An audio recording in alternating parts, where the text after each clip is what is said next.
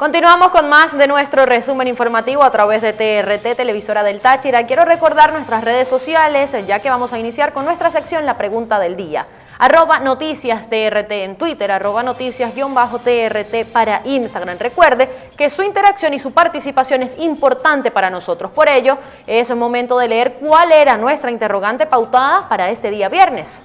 Y la tenemos allí en pantalla. ¿Qué opina usted respecto a la actualización del informe de Michelle Bachelet sobre Venezuela? Esto, recordemos que es también tras la actualización del informe de la misión de la ONU sobre las presuntas ejecuciones extrajudiciales en el país. Ahora vamos a leer algunas de sus respuestas sobre este tema, en este caso en nuestra cuenta de Twitter, @noticiastrt. Vamos a bajar un poco para dar lectura a algunos de sus tweets sobre este tema. @Luzmir dice, está acorde a la realidad, pero ojalá sirva de algo. Sucede que en nuestra cuenta de Twitter publicamos la pregunta en 2 oportunidades sin darnos cuenta, así que vamos a pasar a la siguiente pestaña para leer las respuestas de algunas personas en el otro tweet donde hicimos la misma interrogante. Domingo Vides dice, muchos puntos del informe están apegados a la realidad, como el salario de un trabajador público que gane menos de $1 mensual y otras de las aseveraciones. El Estado es responsable del bienestar de sus ciudadanos en lo político, social y económico, como lo establece la Constitución. Un Estado responsable debería indemnizar a todos los trabajadores de la administración pública por el deterioro progresivo del salario y su poder adquisitivo. Este repercute en el deterioro de la calidad de vida de los venezolanos. No hay quien luche por el pueblo venezolano. Carlos Javier Villán escribió, puros informes y no se hace nada concreto. Eso es como un saludo a la bandera y no va a pasar nada con eso. Y por otro lado, Javier Guerrero escribe, pura política a la Bachelet dice lo que le manda a Estados Unidos. Se preocupa por Venezuela, no se preocupa por Venezuela y no ve lo que le está pasando a su propio país y tampoco ve las masacres que a diario se cometen en Colombia. Todo es política, mientras el pueblo es el que sufre. Y ahora vamos con Instagram, donde pueden encontrarnos con el usuario @noticiaspiso_TRT. Y recuerde, como siempre, que cada noche habrá una interrogante disponible para que ustedes dejen su participación. Y en este caso dijo Zoraida Jaimes 1610, por lo menos reconoció la verdadera situación de Venezuela. Esta es la opinión de algunas personas respecto a la actualización del informe y las declaraciones emitidas por la alta comisionada para los derechos humanos de la Organización de Naciones Unidas, Michelle Bachelet, respecto a Venezuela. Para el próximo domingo, en horas de la noche, estará disponible nuestra interrogante del día lunes, que como siempre, las respuestas serán leídas en nuestro resumen informativo de las 9 de la noche. Nuestras redes sociales siempre están disponibles para ello, @noticiastrt en Twitter, @noticias_TRT para Instagram. Y ahora es el momento de repasar, de leer algunos titulares a través de internet.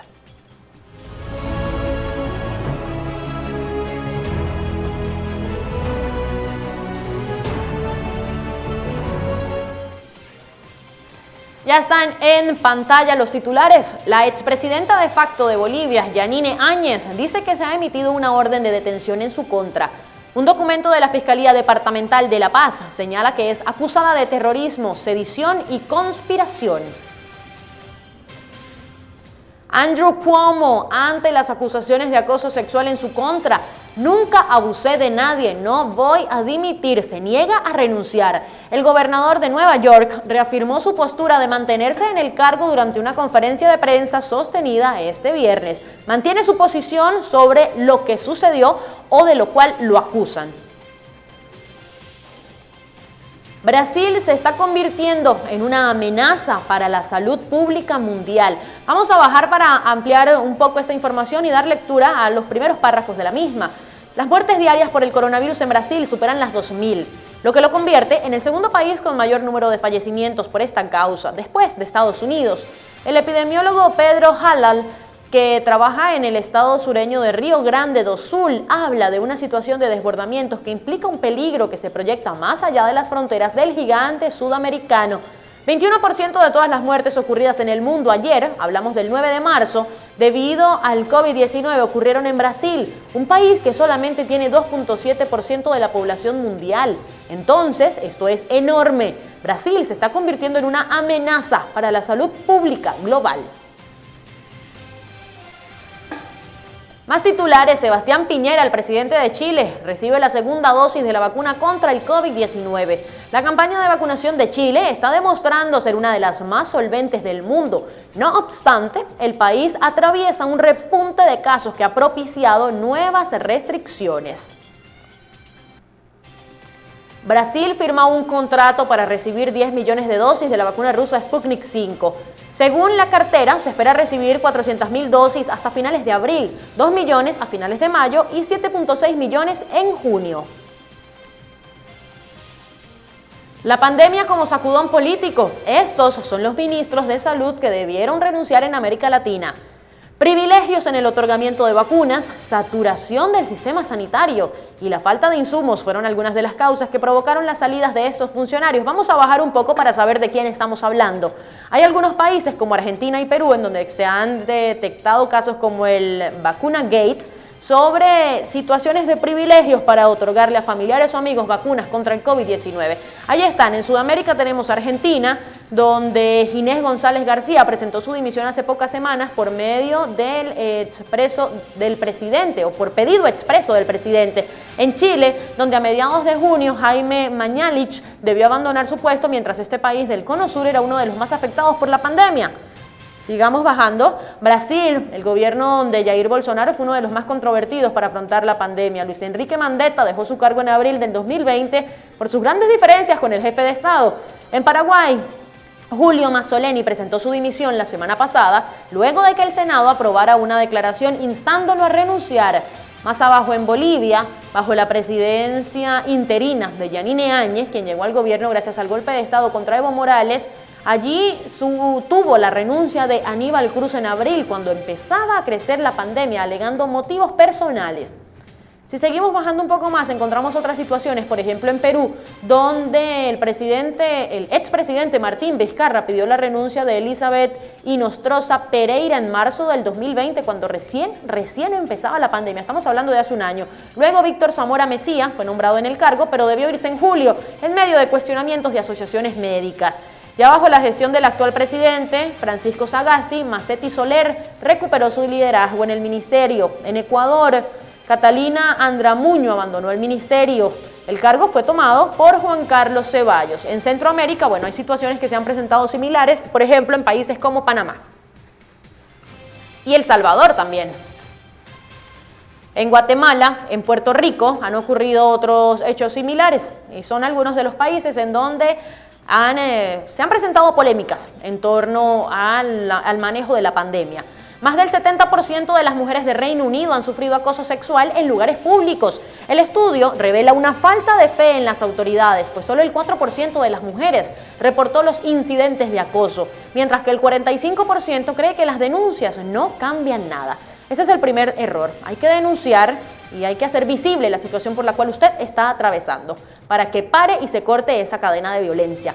Por otro lado, incautan en España un narco submarino en construcción con capacidad para transportar, escuchen, hasta 2 toneladas de droga. El hallazgo fue parte de una macrooperación internacional en la que, además, fueron detenidas 52 personas y confiscados más de 400 kilos de cocaína, 700 kilos de hachís y más de 100.000 euros en efectivo. Ahora ya sé qué va a pasar, por eso no tengo miedo. Habla Ana Estrada, la mujer peruana que consiguió que la justicia le concediera la eutanasia.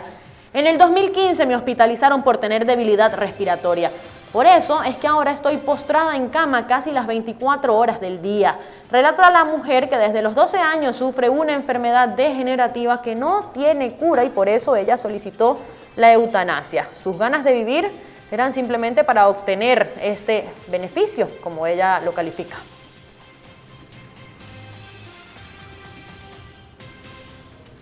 Subimos un poco para leer esta información. La ciudad de Minneapolis pagará $27 millones a la familia de George Floyd. El pago se realizará para resolver una demanda civil presentada por los familiares de Floyd tras su muerte el pasado mes de mayo. Bueno, la situación del afroamericano George Floyd fue bastante controvertida en los Estados Unidos, generó una serie de protestas por varios días, no solo en Minneapolis, sino en otros estados, y ahora el estado justamente de Minneapolis deberá indemnizar a su familia con $27 millones, aunque esto, por supuesto, no le devolverá la vida.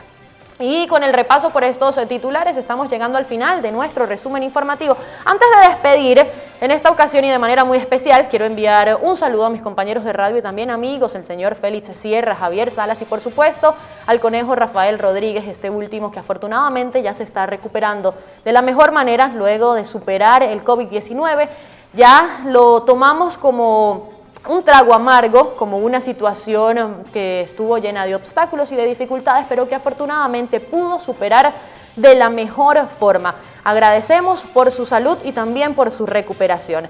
Y de esta manera nos despedimos. Soy Gabriela Magilbray, @GabyMagilbray en mis redes sociales y quiero repasar también las de la televisora, @noticias_TRT en Twitter, @noticias_TRT para Instagram. Recuerde, disponible siempre para ustedes. Feliz noche para todos, feliz fin de semana, cuídense mucho y continúen con nuestra programación regular.